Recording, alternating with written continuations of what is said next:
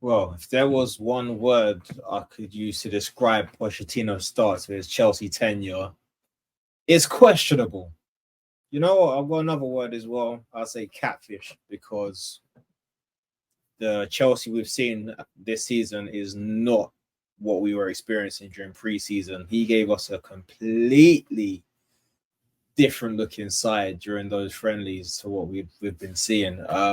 With the exception, I guess, to the Fulham game we just had. Such a relief they won that game. Oh my god. Modric firing, as well as Broja. Shout out Broja, man. 11 months out. 11 months out. And he scored on his first game back. I know it wasn't, the most glamorous of goals, but he's on the score sheet. I'm just happy to see him up and running again, man. I'm excited. I rate him highly. He's got Diego Costa-esque quality about him, but he's also got blistering pace, man. He's got eye for goal. It's just I can only see good things happening with Broja. Also gives Nicholas Jackson some rest and some competition. So yeah, I'm happy with that. I don't think we need to bring in another striker. Let's just let the young guns actually get some experience and find their feet. It's like we've tried it already with the tried and tested or already proven strikers, and it hasn't worked for us since Diego Costa. So our best striker since Costa has been Tammy Abraham, and he was not tried and tested at the top level in Premier League. So yeah, man, let's do the same with Nick Jackson and Broja. Let them scuff it out for starting spot. I do think Jackson is more of an all round player. Rojar has more of a killer instinct and he has that just raw pace in it. So we'll see. Maybe they'll end up finding ways playing both. Like we'll see in it. Like you never know if Poch. But yeah, that Don has made some questionable decisions, man. For starters, Chilwell left wing to start the season off. I don't know what he was thinking. It kind of made sense against Liverpool because, go a bit more defensive minded to kind of try and nullify Mo Salah down that hand side. Made more sense. But when we're going up against bottom of the league, not bottom of the league, bottom half of the table opposition, and we're going with a left back on the wing, like we're scared for our lives. We haven't done that since the 2012 Champions League final when we were riddled with suspensions. We playing bloody Bertrand left wing. Like that made sense. But when we're up against bottom half of the table opposition, we need to just be going for it, playing attacking players, playing Modric. Like he's started 4 games in a row. Look, he's got a goal. That's what he's a very good player. He's got a lot of potential. He just needs games. And there we go. I think what Modric is doing now just proves how odd of a decision trying to maintain Chilwell at left wing was, because yeah, it's been proven wrong. And Chilwell's injured now. Looks like Modric's got an opportunity to make that left wing position his own. Looks like Colwell being a left back. I don't know, man. I really don't get it. To be honest, even if Colwell does become a star left back for us for the foreseeable future, it says a lot about how Pochettino still sees Chilwell, because he's playing a left-footed centre back in Chilwell's best position, playing Chilwell out of position, and after like 3 games, he's dropped Chilwell for Modric. So I don't get it. Does he rate Chilwell or not? Because he's made him vice captain and he's not playing him in his strongest position and isn't letting him, giving him the time to actually play himself into form. So like I said, questionable. That's a question I have for Pochettino. I really don't get it. But it is what it is. Chilwell's out for like 2 months now, so that's not going to be a pressing matter for the time being. But yeah, I'm glad the whole 2 attacking players experiment has stopped for now. Who else? Yeah, Raheem Sterling. He had a really good start to the season. I know he's been, to be honest, at the early stages, he was being failed by the majority of the team. And what did he come off the bench against Fulham? Didn't do too much off the bench, but throughout the season, he's been one of the few bright sparks in this team, to be honest. I think he's proved his haters wrong in a lot of senses. And I hope once the team starts picking up form, we can start playing around him. But to be fair, he was dropped for Cole Palmer. Cole Palmer's a tremendous player. I was excited to hear we signed him, even though it wasn't expected. But what I'm hoping for is for Palmer to be put in a 10. We can place Palmer, Sterling, and Modric with either Broja or Jackson up top. I'd love to see that in a 4-2-3-1. He can do whatever Poch was expecting in Nkunku to in that position. I'm not saying he's as good, but he can, Poch can bring back that same shape that he favors so much with Nkunku and just use Cole Palmer for the time being. I don't see why he can't do that and why he wouldn't, to be honest. But I said Poch has been a questionable figure during his time at Chelsea so far. Who else is Nicholas Jackson? Yeah, spoken about him a little bit, but I have faith. I think he's going to become really good. I think he will become a top player at Chelsea. 1 goal, no, 2 now if you're including the Carling Cup. I think he just needs time. He just needs time. He needs attacking players around him.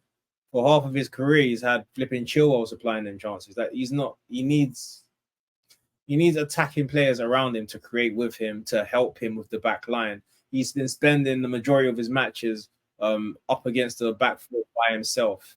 Yeah, he's been trying to occupy a back four by himself.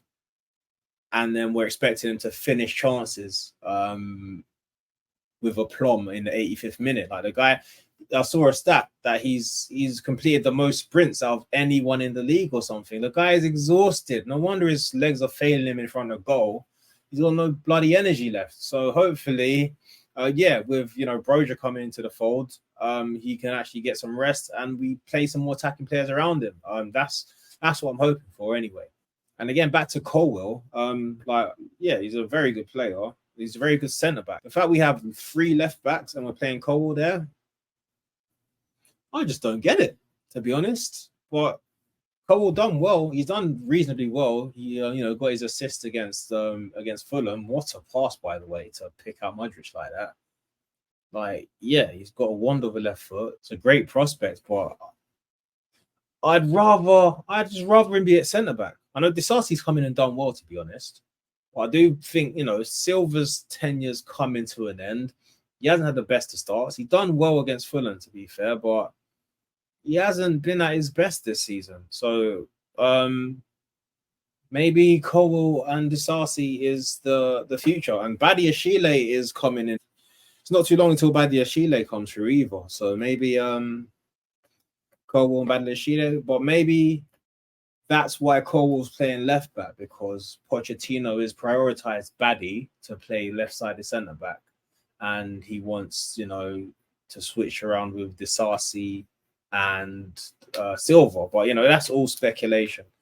In all honesty, Disasi has done well, but I'm still kind of confused to why we signed him, because, like I said, we've got 3 left backs.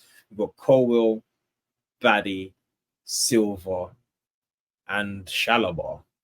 I know Chalobah isn't really in plans, but I think he should have been, really. But that's just my opinion. I don't know. I do like Disasi, but it's just I feel like we could have just done without him and just given Colwill bigger role as a centre back and played one of our 3 left backs. But again, that's just me. Like I said, questionable guy. I've got a lot of questions. I've seen a video from Euro Expert, and he speaks about how Pochettino religiously fails to break down low blocks in his tenures at PSG as well as Spurs. And I think we're kind of seeing the same thing at Chelsea. Probably our best performance of the season was against Liverpool so far. They don't play a low block. Obviously, we beat Luton, but with all due respect, they are probably the weakest team to come into the Premier League in the last decade. Still managed to beat Everton, though. Says a lot about where they're at right now. Another victim of the Lampard legacy, but let's not go too far into that. Anytime a defense has played against us with a low block, they've seemed to do well against us, and we struggled to score.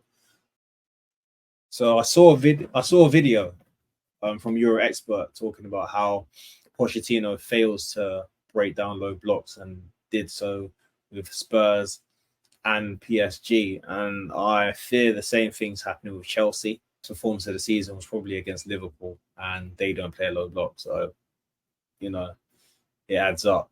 And a lot of the times we failed to score or had trouble scoring, it has been against low blocks, against like, Bournemouth, Forest a bit as well. So that is, I hope he manages to evolve as a manager and solve this problem, because most teams that come up against Chelsea are going to play a low block. So we need to be ready for that. We need to go into games ready to break down defenses. So if he can't do that, then he's not the right person for the job. But I'm not Pochettino out yet, although I do need to see more from him to show he is worth the position. He's worthy of the position of Chelsea manager, because what I've seen so far, like I keep saying, it's been very questionable. I was quite excited about him being appointed. In all honesty, I'll always stick to my guns that we should have never sacked Tuchel, but what's happened has happened. Can't keep dwelling on the past. So I gave Pochettino my support. I would say he's yet to earn it, in my opinion, but we move in it. We'll see what happens. He's got a long way to go, a lot of points to gain ahead of him. So hopefully that changes. Oh yeah, bloody Conor Gallagher, captain. Conor Gallagher, captain. Nah, man. Like, I like Conor Gallagher a lot. I did say in my keep, sell, and loan video that if we get the right offer for him, we should sell him. That right offer didn't come. I think Tottenham showed interest. They made the right offer, so we said no. Like, fuck Tottenham anyway. So no, I'm happy he's still part of the squad, but captain. I know he's like third choice, but it's weird. It's like Pochettino has like an obsession with just like making an Englishman captain, and from a non-English manager, I don't know. It's just it's a weird mentality to have. Like, I do understand that a lot of people saying that Thiago Silva should be captain. I do understand why he hasn't made Thiago Silva one of the captains. Is because he's probably got only a year left in him, and he wants to give the future captains of the club some experience as leaders. But also, if you're going to play Thiago Silva every week, like he's still 25, and he's going to be an ever-present figure in the first team, like, he should be captain. He should be a captain, definitely ahead of Conor Gallagher. So I'm a bit perplexed.